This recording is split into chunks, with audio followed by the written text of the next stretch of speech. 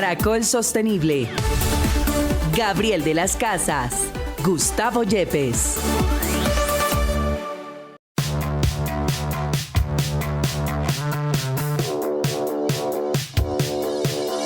Hola, bienvenidos. Esto es Caracol Sostenible en Caracol Radio. Es nuestra cita de cada mañana en los sábados para hablar de sostenibilidad en la alianza que tenemos con la Universidad Externado de Colombia. Profe Gustavo Yepes, ¿cómo estamos? Buen día.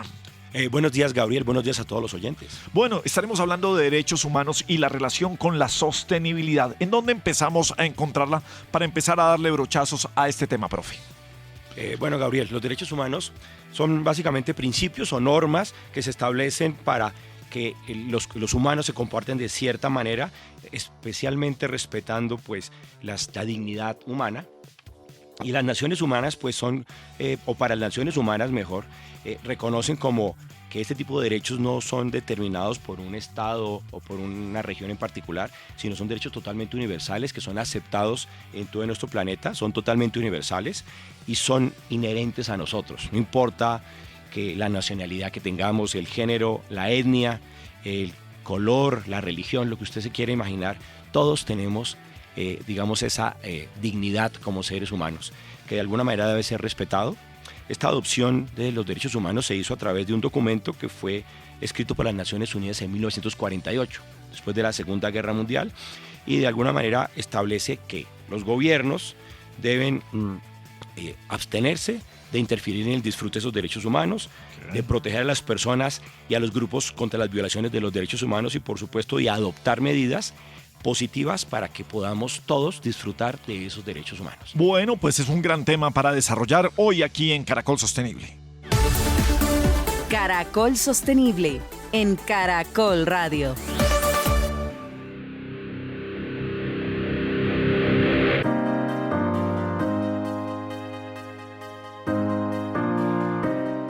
Muy bien, seguimos en Caracol Sostenible, una alianza con la Universidad Externado de Colombia en Caracol Radio. El 10 de diciembre de 1948, la Asamblea General de las Naciones Unidas estableció por primera vez los derechos humanos fundamentales por los cuales se debe velar a nivel mundial. Esta proclamación se dio en París. Julián Toles, director del Observatorio Latinoamericano de Derechos Humanos y Empresa, y se encuentra en Suiza en este momento. Julián, bienvenido a Caracol Radio, ¿cómo estás? ¿Qué tal, Gabriel? Muy buenos días, un saludo desde Ginebra. Bueno, aquí estamos con el profesor Gustavo Yepes. Profe, hablamos de derechos humanos y la relación con la sostenibilidad. ¿Por dónde arrancamos esta charla? Bueno, muy bien, pues está muy cercana a esta relación porque de alguna manera los derechos humanos, que tienen que ver con el medio ambiente, pero también con las personas, y de alguna manera buscan en los primeros objetivos de desarrollo sostenible asegurar que las personas, además de cumplir sus derechos humanos, puedan resolver algunas de las condiciones de dignidad mínima que tengan como personas. ¿Qué se está discutiendo en Suiza? ¿En qué se encuentra en este momento, Julián Tolle? Sí, Gabriel, justo estamos en el 13º Foro Mundial de y los negocios pensados desde los derechos humanos y obviamente con lógicas de sostenibilidad. Justo el tema del seminario es crear medidas, se llaman medidas inteligentes para que las empresas incorporen el tema de derechos humanos.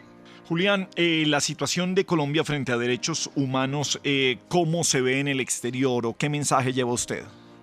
Sí, pues justo nosotros, debido a la historia, digamos, de conflicto armado y una historia rodeada de violencia, pues el tema de derechos humanos hace parte prácticamente de nuestra agenda, no solo nacional, sino internacional.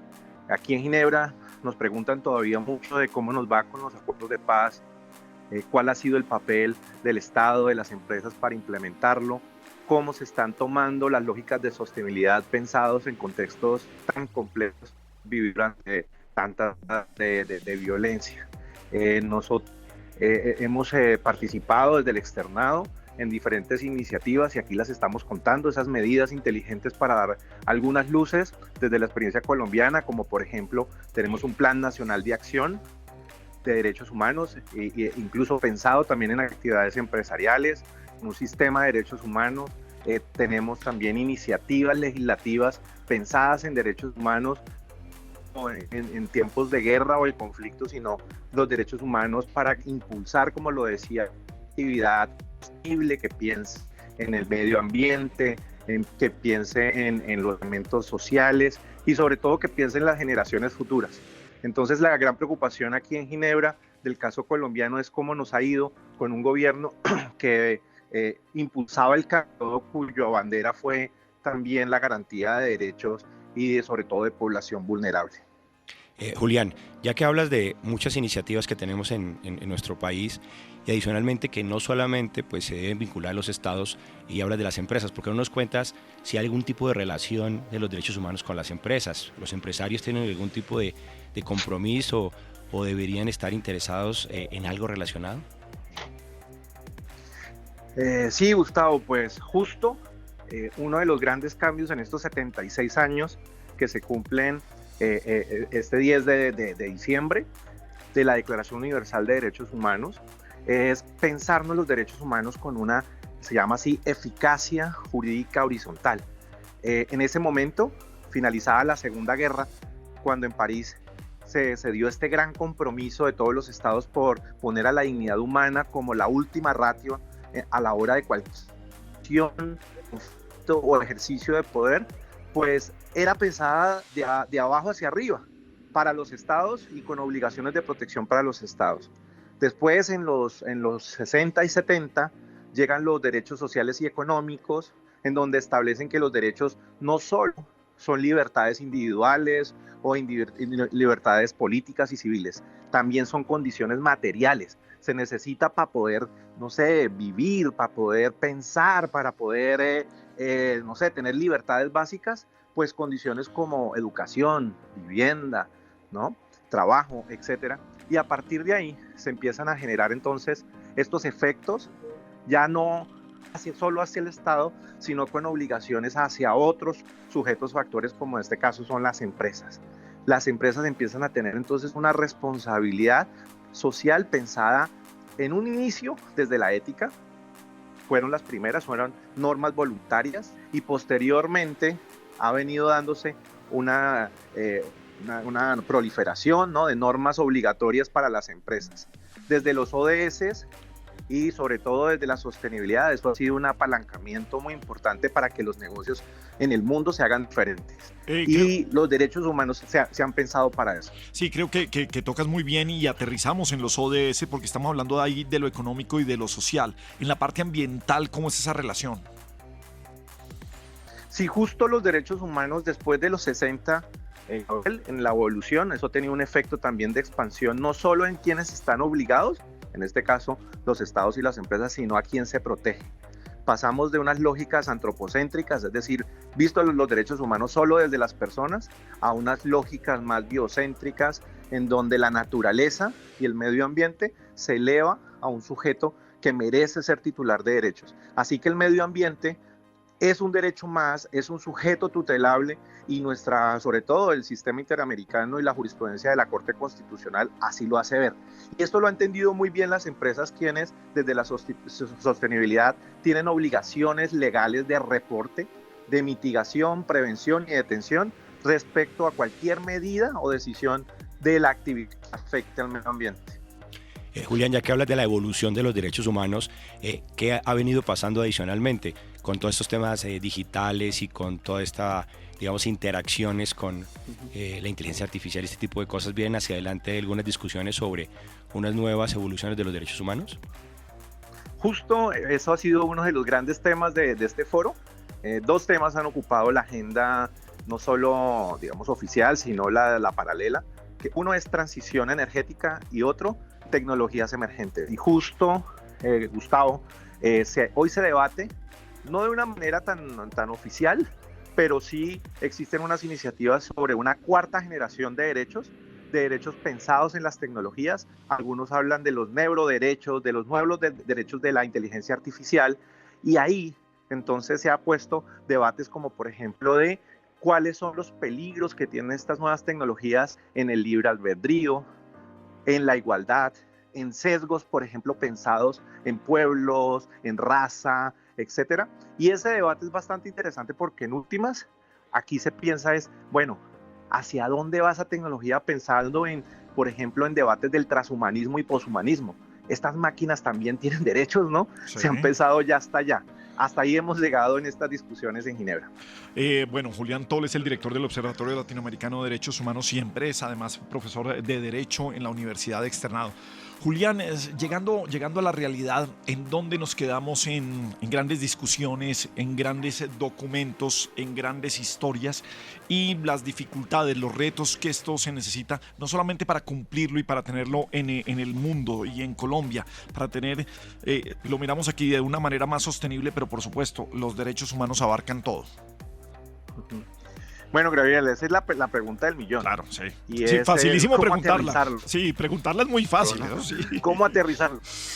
Sí, y la verdad que aquí el problema, en últimas, no es un problema entre abogados, es decir, no es un problema de regulación, de normas, e incluso no es un problema ni siquiera.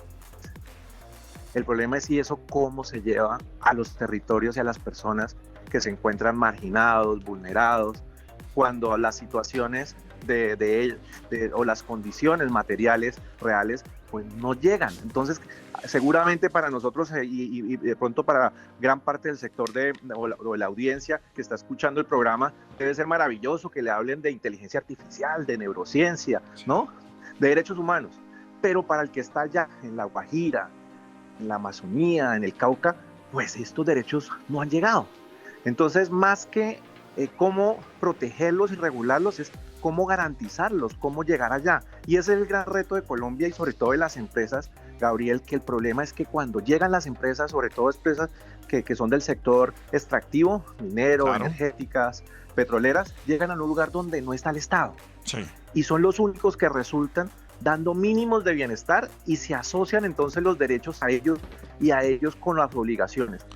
Obviamente ese es un reto grande de Colombia porque sin lugar a dudas las empresas son para mí y para, al menos así lo decimos en cualquier foro, son el mejor vehículo de bienestar.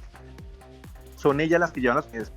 El obligado es el Estado colombiano y él sí que está en deuda, Gabriel. Sí, la productividad no va en contra del desarrollo ni de la sostenibilidad. No, pues también voy a clavar con la pregunta al otro profesor del externado, Gustavo Yepes. Profe, usted también recorre territorios, recorre eso, y esa dualidad entre lo que discutimos, lo que hablamos aquí en el programa, lo que pasa en grandes foros en Suiza, en Francia, en todo el mundo, las COP, y la realidad del campesino que está allá y dice, muy bonito todo lo que ustedes dicen, ¿y a mí qué? Pues Gabriel, eso es lo que hemos venido discutiendo y tiene que ver mucho con esa justicia climática especialmente, porque ahora estamos pidiéndole a los ciudadanos de todo el mundo que sean unos consumidores más conscientes, que sean ciudadanos más responsables, que comiencen a reducir el consumo de productos y servicios para que podamos tener, digamos, un medio ambiente sano para todos. Sin embargo, le pedimos eso mismo a unas personas que han sido excluidas por años de todas esas posibilidades, y ahí es donde no está muy claro el tema y es donde tenemos que comenzar a buscar ese equilibrio, darle más oportunidades a ellos y los países, digamos, que han utilizado más los recursos de todos, sí, digamos, comiencen a aportar más para facilitar y para mejorar las condiciones de vida de esas personas que se lo merecen. Y mi pregunta, por supuesto, que no iba en contra de lo que está pasando, por ejemplo, en esta reunión en Suiza, ni las grandes reuniones que hay en el mundo para hablar de los derechos humanos, en este caso desde lo social, desde lo ambiental también, sino que esto ayuda para que sea de una manera ordenada y que todos apuntemos hacia un mismo punto.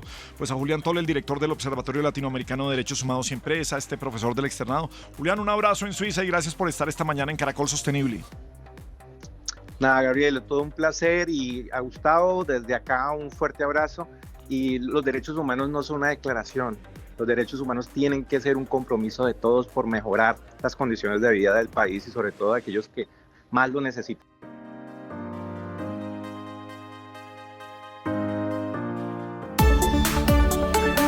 Entretenimiento sostenible.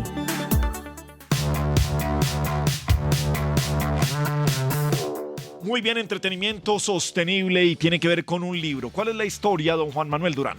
Pues Gabriel, hay un libro bastante interesante llamado El ABC del Cambio Climático, un libro hecho por Santiago Aparicio Velázquez, quien nos acompaña en este momento aquí en Caracol Sostenible. Santiago, bienvenido. Buenos días, Juan Manuel. Un saludo especial a usted y toda la mesa y a los oyentes. Bueno, Muchas pues gracias.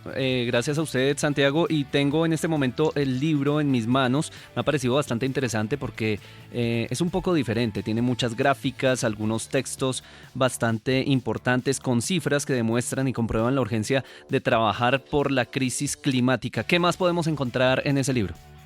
Bueno, Juan Manuel, pues me he lanzado a escribir este libro de bolsillo, que efectivamente es un libro donde trato de traducir, digámoslo así, el concepto tan complejo del cambio climático. Hoy en día ya afortunadamente estamos dándonos cuenta que el cambio climático llegó y llegó para quedarse y está literalmente tocando la puerta de todos, pero muchas veces no entendemos qué está pasando, por qué es que está ocurriendo. Y yo me lanzo, después de muchos años de trabajo en el tema de cambio climático, a explicar ese ABC, qué es lo que está ocurriendo, por qué nos está ocurriendo esto. Yo soy un convencido, Juan Manuel, que si uno no comprende efectivamente qué está pasando, difícilmente puede uno llegar a actuar, ¿sí? Y esa es parte de la gran premisa que yo hago y la apuesta con este libro, pues que es un libro muy fácil y muy práctico de leer, que la gente lo pueda empezar a abrir conversaciones, a dialogar con el vecino, a dialogar con la familia, para entender qué está pasando y ahí sí, desde mi propio contexto, empezar a encontrar soluciones específicas. Sí. Santiago, esta sección se llama Entretenimiento Sostenible y justamente una forma de entretenimiento bastante pues interesante es leer. Y usted encamina este libro hacia las juventudes, hacia los jóvenes entre los 15 y 25 años. ¿Por qué? Yo creo que pues ese espíritu de poder hacerlo todo y poder soñar. Yo estoy más allá de los 25, ya tengo 45, pero mucha gente me molesta y me dice, usted se quedó como de 15 en ese sentido, de que yo todavía creo que sí se puede cambiar, ¿sí? Cuando uno está en la adolescencia es ese momento donde uno efectivamente tiene la capacidad de imaginarse realidades posibles.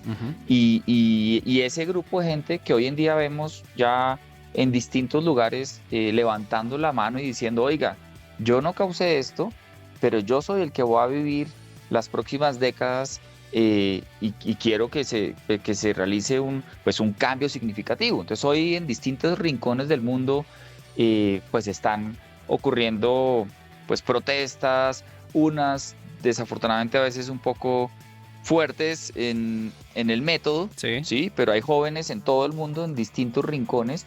Acá en Colombia pues muchos conocemos a Javier Vera, que pues, lo han llamado el niño ambientalista.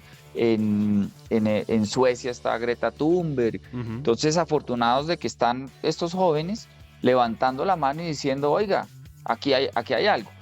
Muchos de ellos, Juan Manuel, lo que yo veo es que aunque entienden la gravedad de la situación, aún falta también que comprendan ese ABC para así articular mejor las propuestas y pasar ahí sí, como se dice, de la protesta a la propuesta.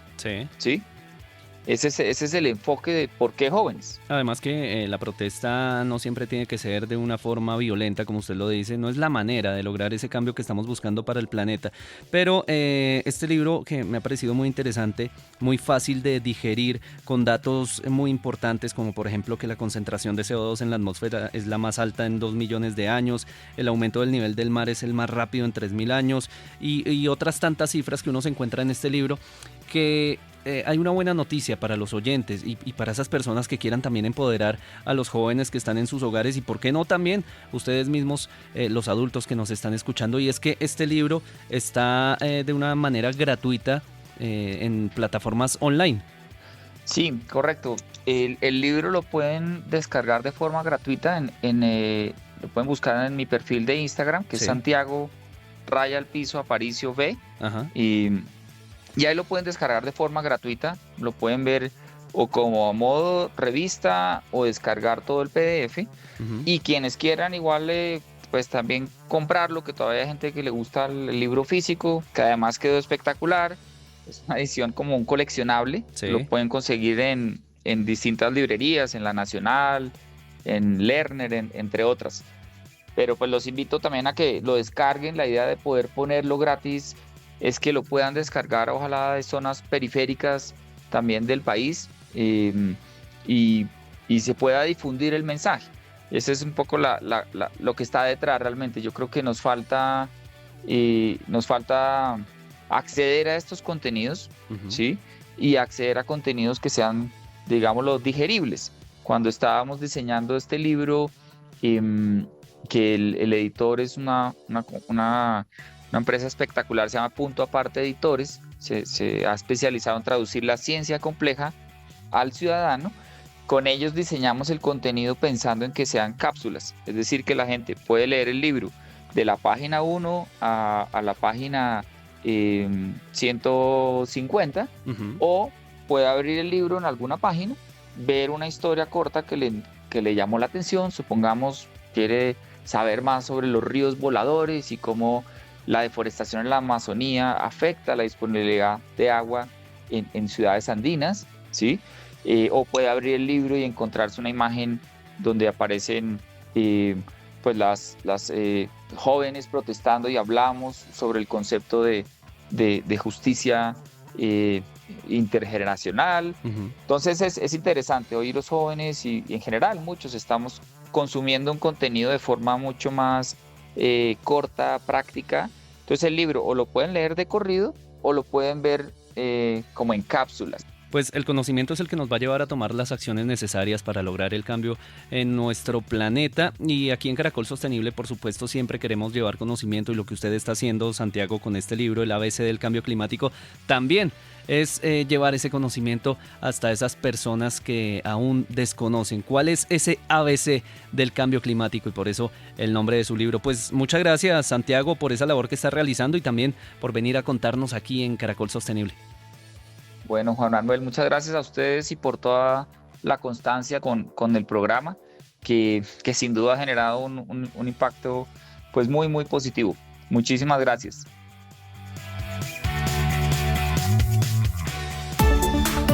Ya regresamos con Caracol Sostenible. Continuamos con Caracol Sostenible.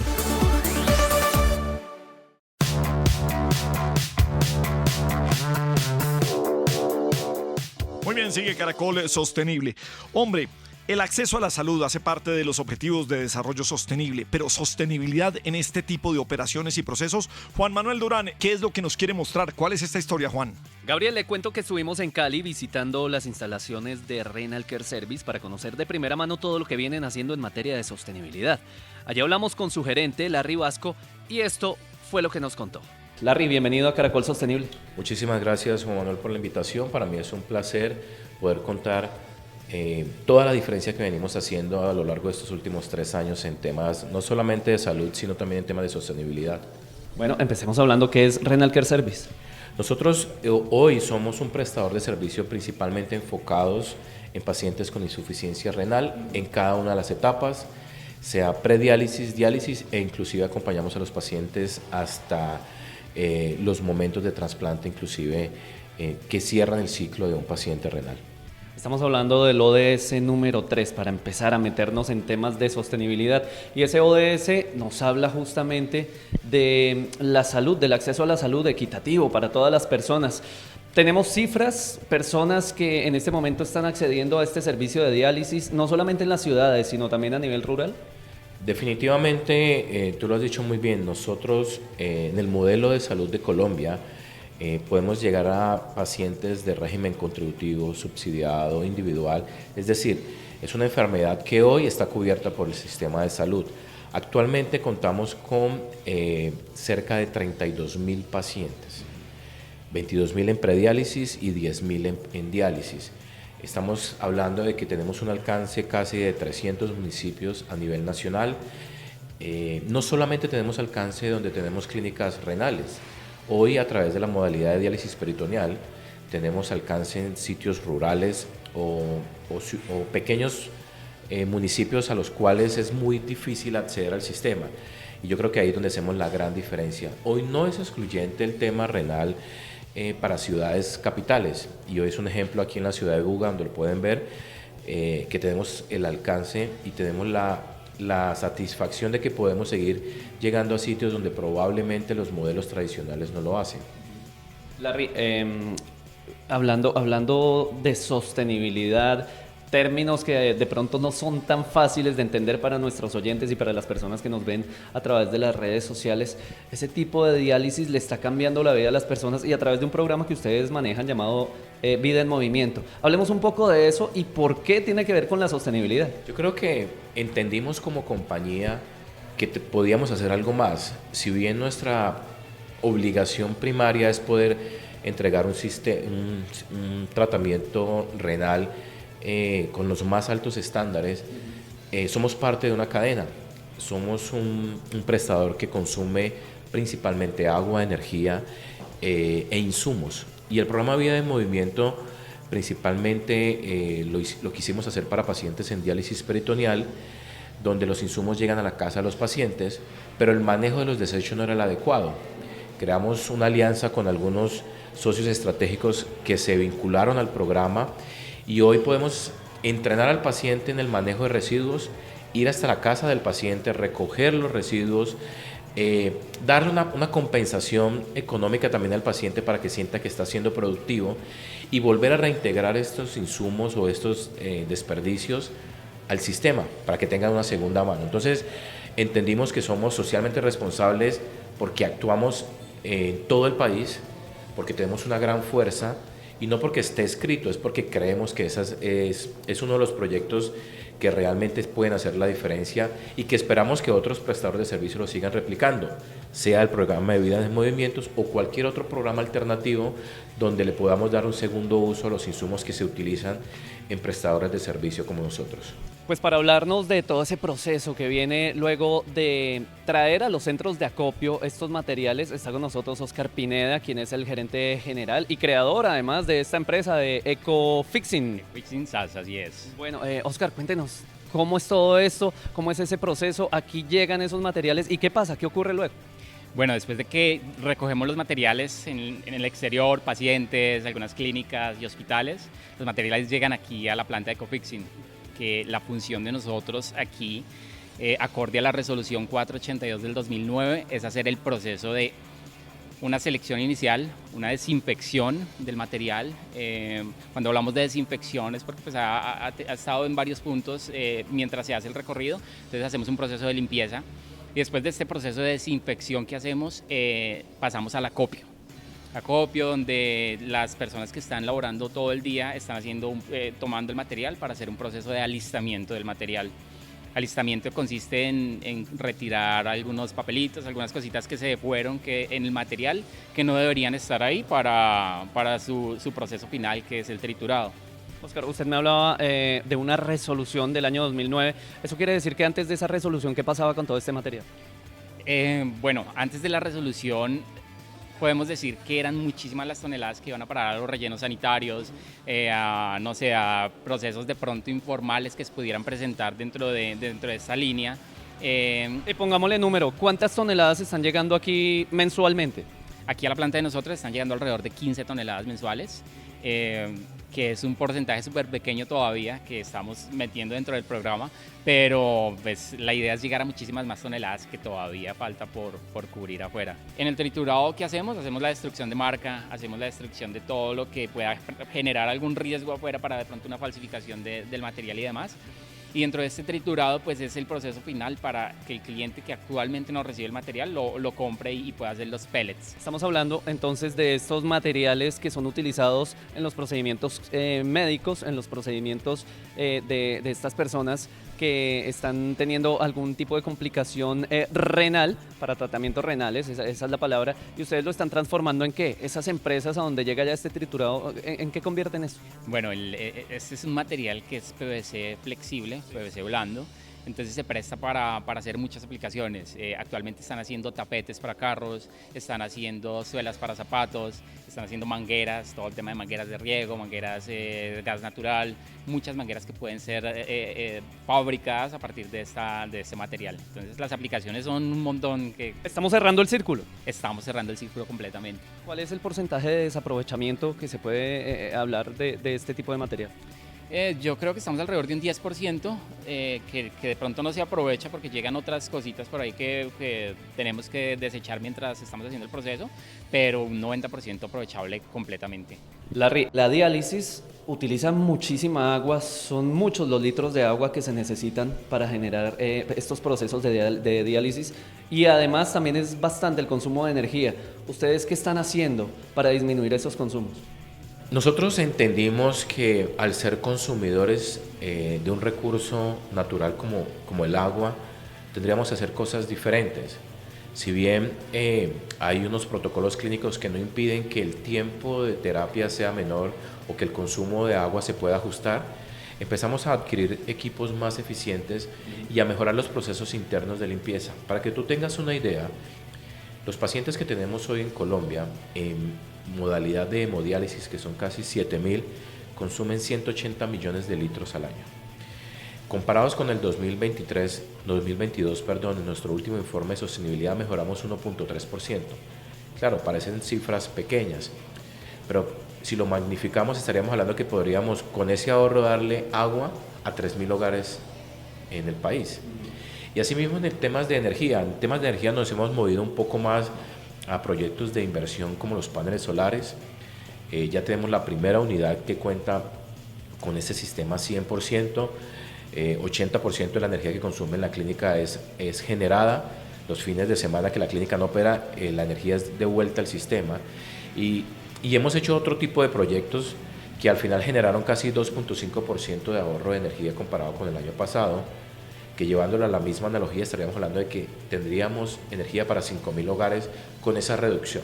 No quiero meter en esta conversación temas políticos, pero indiscutiblemente estamos en medio de una, si se quiere llamar, transformación y ya se habla de una reforma a la salud. No hablemos de la reforma como tal, pero ¿qué tan fácil es para un colombiano acceder a estos servicios cuando necesita un tratamiento renal? Hoy, afortunadamente, nuestro sistema garantiza que cualquier paciente que sea diagnosticado con insuficiencia renal acceda a cualquiera de los prestadores que hay en el país. Nosotros hoy representamos el 25% del sistema para los pacientes renales, pero es tan fácil que hoy pacientes de otras nacionalidades pueden utilizar nuestras clínicas en fronteras, como la que tenemos en Norte de Santander, en Cúcuta, solamente con el diagnóstico de su EPS.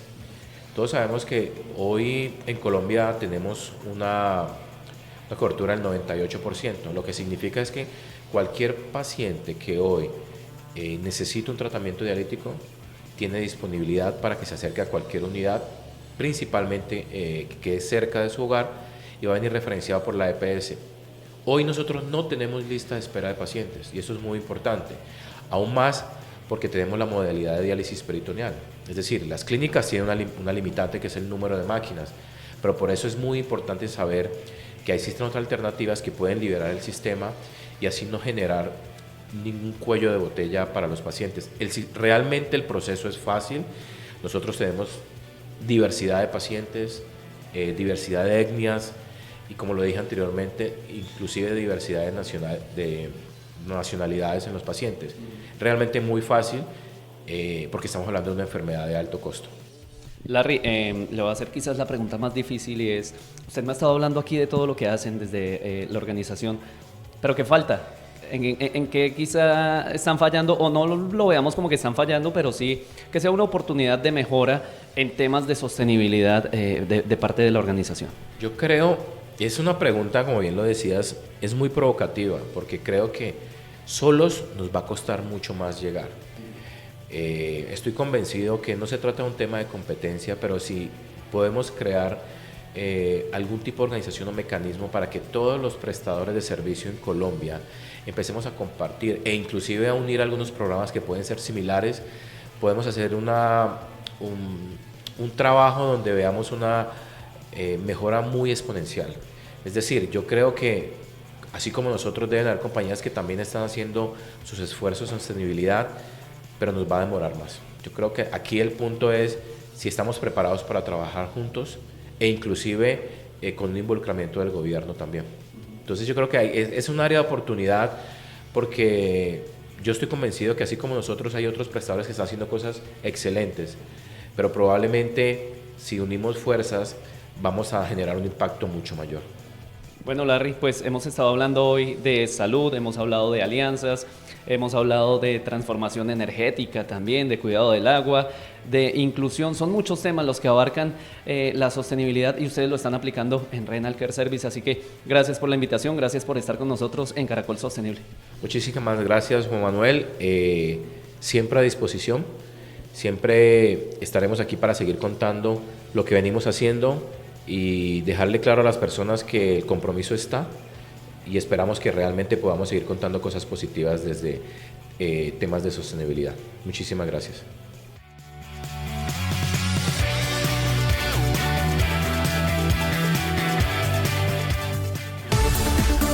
Caracol Sostenible en Caracol Radio.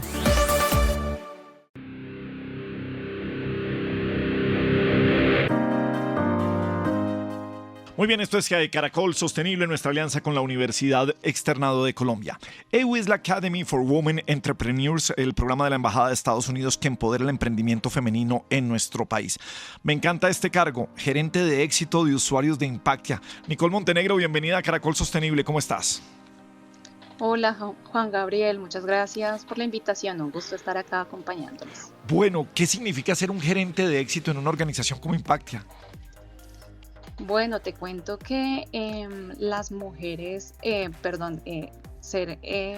liderar, gerenciar éxito de usuarios en Impactia significa entender muy bien las necesidades y los intereses de nuestros usuarios, de nuestros clientes y de todos los participantes en el marco de este tipo de programas como lo es Academia de Mujeres Emprendedoras, y a partir de eso poder adaptarnos, flexibilizar también nuestros procesos para garantizar el éxito de los programas, garantizar también la experiencia de cada una de las personas que están trabajando con nosotros y sobre todo garantizar los resultados que tenemos cada uno de los actores que están trabajando en el marco de los diferentes programas que ejecutamos en Impactia. Bueno, profe Gustavo Yepes, como siempre aterrizamos en los objetivos de desarrollo sostenible, las entrevistas y los temas que tenemos el día de hoy, en este caso de empoderar a mujeres colombianas y a migrantes provenientes de Venezuela. ¿Cómo se suscribe eso con los ODS? Bueno, en primer lugar, como todos ya saben, los ODS pueden estar conectados desde muchas maneras, pero aquí claramente está el número 5 de equidad de género, porque de alguna manera estamos viendo que estos derechos, que ya no son solamente, digamos, de restituir sus derechos básicos, sino que también tiene que ver con los económicos y demás, que Impactia está ayudando, tiene que ver con asegurar que haya esa equidad de género en esta población que, digamos, está en situación tan difícil. Bueno, pues esto se hace al lado de la Embajada de Estados Unidos. ¿Qué están haciendo directamente, Nicole? Bueno, como bien lo has dicho, es una iniciativa del gobierno de Estados Unidos diseñada para apoyar y empoderar a las mujeres de todo el mundo. En esta ocasión, de la mano de Impactia, la embajada logró consolidar pues la 5ª edición en Colombia del programa. Cerca de 200 emprendedoras ya han participado del programa en las cohortes anteriores, y en esta edición de este año 2024 pues la ejecutamos en Impactia y logramos pues 49 mujeres emprendedoras fortalecieran sus capacidades. Esto sobre todo para apuntarle, como decía el doctor, fortalecer los conocimientos empresariales de las mujeres, construir redes de trabajo colectivo y facilitar el acceso que necesitan pues todas las mujeres y sobre todo las mujeres emprendedoras para consolidar y potenciar sus emprendimientos. ¿Por qué no nos cuentas, Nicole, un poco de esos emprendimientos? ¿Qué hacen estas señoras? ¿A qué se dedican? Sí, claro que sí.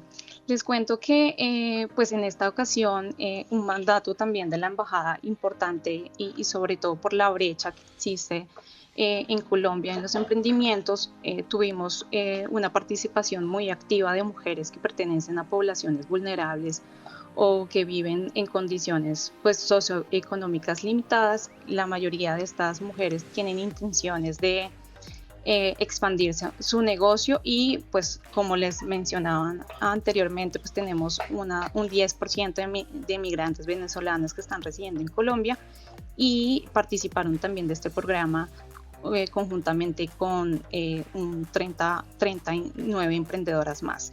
Estas emprendedoras pues tienen un negocio activo y están en operación en el momento, y pues vienen de varios sectores. Me gustaría contarles un poquito cómo está clasificados los sectores de esta cohorte, sobre todo por el tipo de mujeres que hoy nos acompañan, y tenemos una clasificación interesante sobre todo por cómo se constituye los sectores agroindustriales en Colombia. Un 28% de estas mujeres trabajan en sector agroindustrial. En prestación de servicios también tenemos un porcentaje interesante, el 28.3%.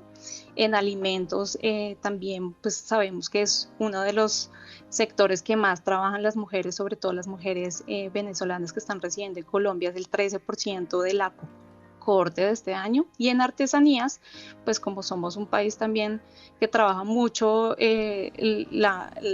los productos hechos a mano, tenemos un 30% del sector artesanías.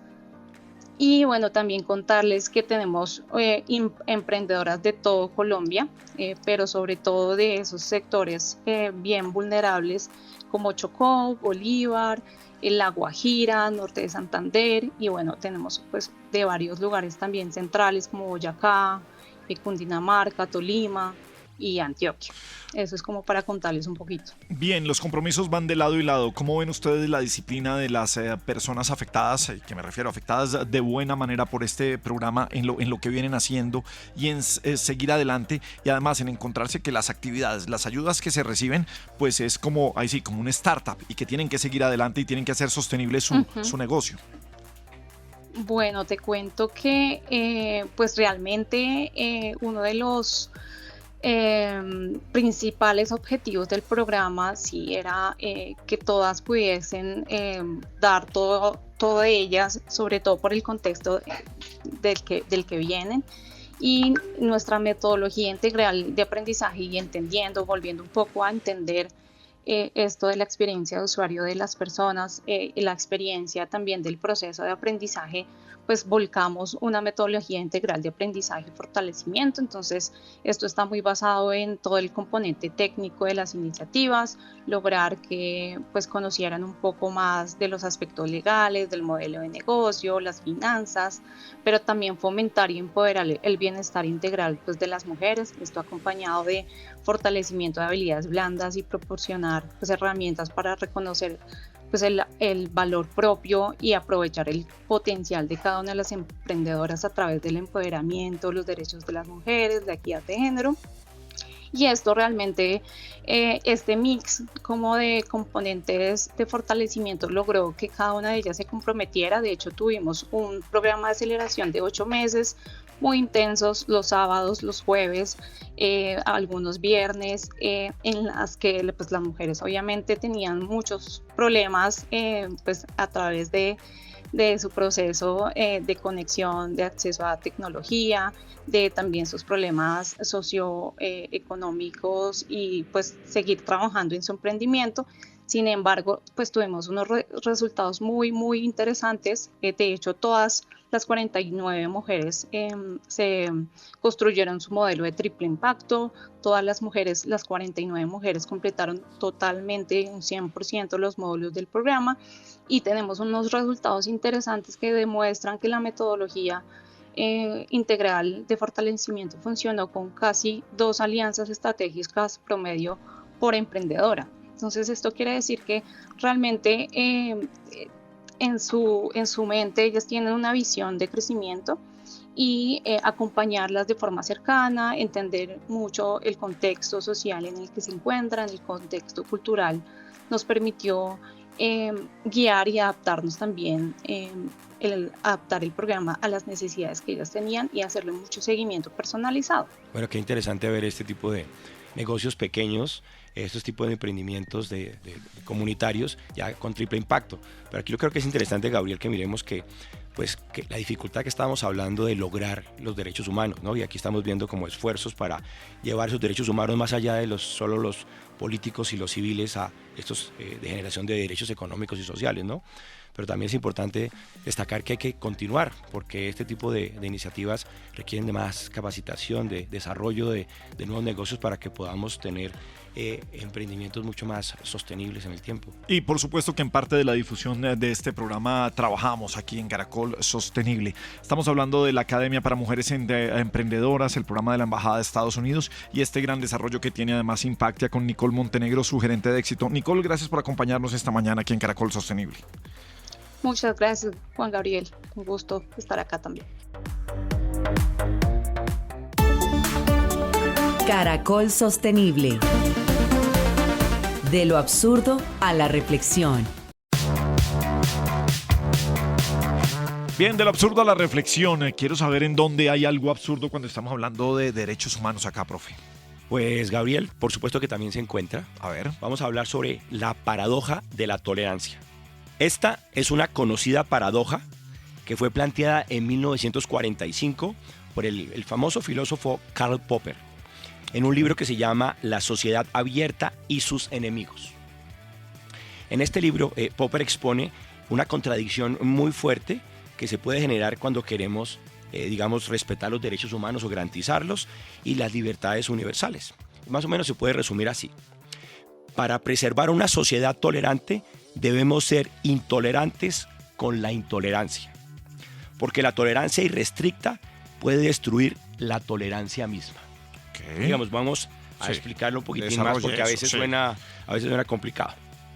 Eso se debe a que si una sociedad permite discursos y acciones intolerantes sin restricción alguna, corre el riesgo de que estos mismos grupos que se vuelven intolerantes, se vuelven radicales, crezcan en poder y comienzan a terminar destruyendo las bases de la tolerancia y de los derechos humanos de otros grupos. Okay, bien. Entonces, les voy a dar un ejemplo del discurso de odio que se plantea en las plataformas digitales ahora, que podría ser un ejemplo claro de eso. Por ejemplo, los derechos a la libre expresión chocan con la protección de las minorías vulnerables frente a esos mensajes de violencia y discriminación que se presentan ahora en las redes sociales.